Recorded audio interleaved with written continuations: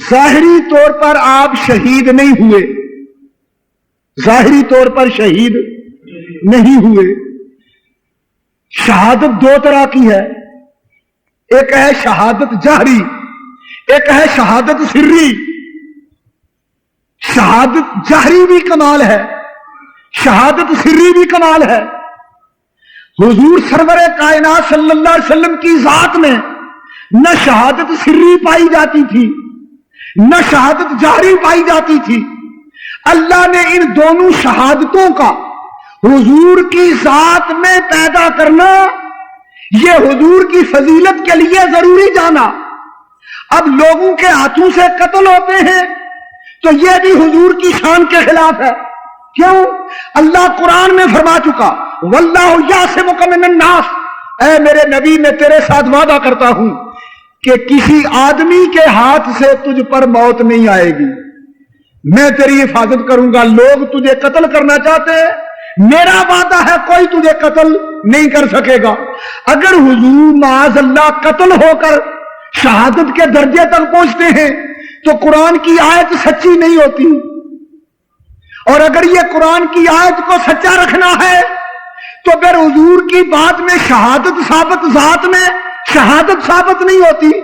اب دیکھیے اللہ نے کیا انتظام کیا کہ نبی پاک کی ذات میں شہادت کا درجہ بھی آ جائے اور واللہ یعصمک من الناس کی آیت بھی سچی رہے۔ اس کا رب نے انتظام یوں کیا کہ نبی پاک صلی اللہ علیہ وسلم کی ذات کا فرمان سنو۔ حضور نے فرمایا فاطمہ تو بضعۃ منی، فاطمہ میرے جگر کا حصہ ہے، فاطمہ میرے جگر کا ٹکڑا ہے۔ اب حضور کی باقی صاحبزادیاں بھی ہیں، لیکن علماء کا اس مسئلے پر اتفاق ہے کہ جو فضیلت سیدہ فاطمہ کو ہے وہ دوسری صاحبزادیوں کو نہیں، بلکہ علل اطلاق تمام کائنات کی عورتوں پر سیدہ فاطمہ افضل ہے۔ اور اس فضیلت کی دلیل کیا ہے کہ حضور نے فاطمہ کو اپنے جگر کا ٹکڑا اور حصہ کہا ہے، یہ شرط کسی کے متعلق نہیں ہے۔ تو ثابت ہوا کہ سیدہ فاطمہ کی فضیلت اس لیے ہے کہ وہ حضور کے جگر کا حصہ ہے، ٹکڑا ہے۔ یعنی صرف یہ نہیں کہ جیسے اولاد جگر گوشہ ہوتی ہے ویسے نہیں، حقیقتاً جگر مصطفیٰ کا ایک حصہ خدا نے سیدہ فاطمہ کو بنا دیا۔ تو گویا سیدہ فاطمہ حضور کے جگر کا حصہ ہے، یہ فضیلت فاطمہ کو ملی۔ اب جب سیدہ فاطمہ کی یہ شان ہے تو مولا علی شیر خدا کی شان کیا ہے؟ حضور نے فرمایا جسموں کا جسمی، دموں کا دمی، لحموں کا لحمی۔ علی یہ تیرا جسم نہیں میرا جسم ہے، یہ تیرا خون نہیں میرا خون ہے، یہ تیرا گوشت نہیں میرا گوشت ہے۔ تو فاطمہ کو کہا کہ فاطمہ میرے جگر کا حصہ ہے، علی کو کہا علی تیرا خون اور میرا خون ایک ہے۔ اب جب حسنین ان دونوں بحروں سے پیدا ہوئے، بحر نبوت اور بحر فتوت سے حسنین پیدا ہوئے، تو حضور نے فرمایا ھذا ابنا بنتی، ھذا ابنا و ابنا بنتی، یہ دونوں میرے بیٹے ہیں کیونکہ میری بیٹی کے بیٹے ہیں۔ تو حضور نے ان دونوں شہزادوں کو اپنا بیٹا کہا، اور پھر حضور علیہ الصلوۃ والسلام کے ان فرمان کو سامنے رکھے حکمت کیا ہے۔ فرمایا فاطمہ میرے جگر کا حصہ ہے، علی کے جسم میں جو خون ہے وہ میرا ہے۔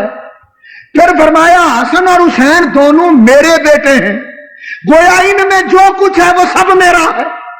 اور پھر جب پیدا ہوئے تو انتظام قدرت نے یہ کیا، سر سے لے کے سینے تک امام حسن کو حضور کے مشابہ کر دیا، سینے سے لے کے قدموں تک امام حسین کو حضور کے مشابہ کر دیا۔ گویا یہ دونوں ملے تو شبیہ مصطفیٰ بنتی ہے، یہ دونوں ملے تو ذات مصطفیٰ بنتی ہے۔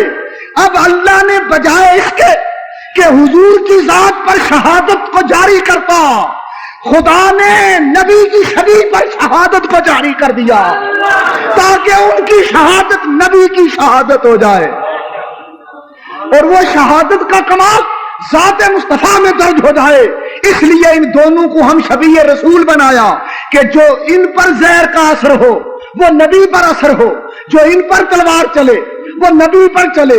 اسی لیے تو حضور فرمایا کرتے تھے میرے دونوں شہزادوں کو تکلیف نہ دینا، جب انہیں تکلیف ہوتی ہے مجھے تکلیف ہوتی ہے۔ مطلب یہ تھا کہ حسن کو زہر دینا مجھے زہر دینا ہے، حسن کو شہید کرنا مجھے شہید کرنا ہے، حسین پہ خنجر چلانا مجھ پہ خنجر چلانا ہے، حسین کو شہید کرنا مجھے شہید کرنا ہے۔ ثابت ہوا کہ دونوں شہزادوں کی شہادت یہ نبی کی شہادت ہے۔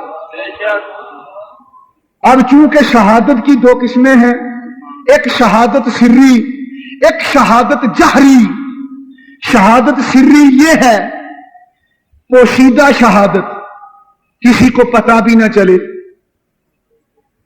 زہر کے ساتھ شہادت کا رتبہ ملے، یہ شہادت سری ہے۔ خنجر اور تلوار چلے ظاہری طور پر، یہ شہادت جہری ہے۔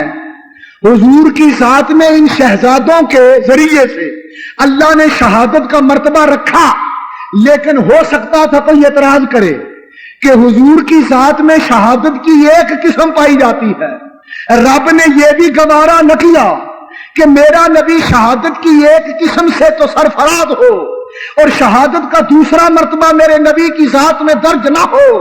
اس لیے خدا نے شہادت کے دونوں مرتبے ذات مصطفیٰ میں یوں رکھے کہ حضرت امام حسن کو ہم شبیہ مصطفیٰ بنایا اور ان کی شہادت زہر سے ہوئی، یہ شہادت سری تھی، اور امام حسین کو ہم شبیہ مصطفیٰ بنایا اور ان کی شہادت تلوار سے ہوئی، یہ شہادت جہری تھی۔ گویا یہ دونوں شہزادوں کی شہادتیں مل کر ایک شہادت سری بنی، ایک شہادت جہری بنی، اور یہ دونوں شہادتیں مل کر ذات مصطفیٰ میں جمع ہوئی تو حضور کی ذات میں شہادت سری کا کمال بھی آ گیا، شہادت جہری کا کمال بھی آ گیا۔ حضرات، لیکن اللہ تعالیٰ نے دونوں شہادتوں کی ابتدا نبی کے جسم اور ذات میں پیدا کر دی تھی، پیدا کر دی تھی۔ اس کی ابتدا حضور کی ذات میں ہو چکی تھی، انتہا جا کے شہزادوں پہ ہو گئی۔ اس کی مثال پیش کرتا ہوں۔ خیبر کے بعد ایک یہودیہ نے حضور کو گوشت پکا کر بھون کر پیش کیا، اس میں زہر ملایا ہوا تھا۔ حضور نے زہر آلود گوشت کھا لیا، لیکن حضور علیہ الصلوۃ والسلام پر اس زہر نے وہ اثر جو یہودیہ کو مطلوب تھا نہ کیا، لیکن حضور کے ساتھ ایک صحابی تھا جس نے وہ زہر آلود گوشت کھایا تو وہ اسی وقت شہید ہو گیا۔ اب یہ کیا تھا؟ حضور کا معجزہ تھا، اللہ کی قدرت تھی کہ زہر تو حضور کے جسم میں آ گیا، اس زہر کے ذریعے شہادت سری کی بنیاد نبی کی ذات میں رکھ دی، لیکن معجزے کے طور پر زہر نے اثر نہ کیا، کیونکہ اگر زہر اثر کر جاتا تو خدا کی آیت کا مفہوم سچا ثابت نہ ہوگا۔ خدا نے وعدہ کیا تھا میں لوگوں کی ہر مکر اور فریب اور ہر چال سے تجھے بچاؤں گا، لہذا قرآن کو بھی سچا رکھنا تھا، نبی کی ذات میں شہادت کو بھی درج کرنا تھا۔ اس لیے ابتدا یوں ہوئی کہ حضور علیہ السلام نے زہر کھا لیا، اس وقت اثر نہ ہوا، یہ حضور کا معجزہ تھا۔ جب حضور کا وصال ہونے لگا تو آپ نے فرمایا کہ وہ زہر جو یہودیہ نے مجھے کھلایا تھا اس کی تاثیر آج عود کر آئی ہے، اور میں اس زہر کی وجہ سے دنیا سے انتقال کر رہا ہوں، تاکہ پتہ چل جائے کہ زہر کے ذریعے جو شہادت سری تھی وہ ذات مصطفیٰ میں جمع کر دی گئی ہے، اور پھر شہادت جہری تلوار کے ذریعے ضرب کے ذریعے شہادت ہوتی ہے۔ اس کی ابتدا بھی خدا نے میرے نبی کی ذات میں رکھ دی۔ کب؟ غزوہ احد کے موقع پر हुजूर के जिस्म अक़दस को जख्म आए, हुजूर के दंदान अक़दस जख्मी हुए, दंदान पाक के किंगरे शहीद हुए। ये चोटों का लगना, ये खून का बहना, ये शहादत जहरी की इब्तदा थी जो ज़ात मुस्तफा में रख दी गई। और इससे साबित यह हुआ कि अल्लाह रब्बुल इज्जत ने ये दोनों शहादतें ज़ात मुस्तफा में रख कर फिर ये साबित कर दिया कि दुनिया वालों ये मत कहना कि मुस्तफा का दामन शहादत की फजीलत से खाली है। मैं खुदा हूं, मैंने हर एतबार से अपने महबूब को अफजल कायनात बनाया है।